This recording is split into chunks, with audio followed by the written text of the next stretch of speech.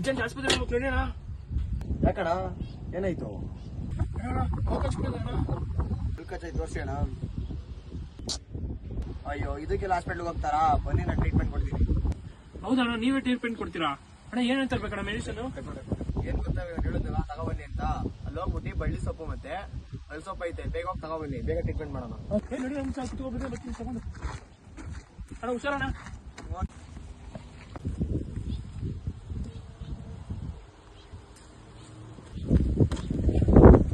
ಹೇಳೋದಣ್ಣ ಸ್ವಲ್ಪ ನೀವು. ಇದೆ ಇದೆ ಇದೆ ಹೇಳಿದೆ. ಬಡಿ ಬಡಿ ಬಡಿ.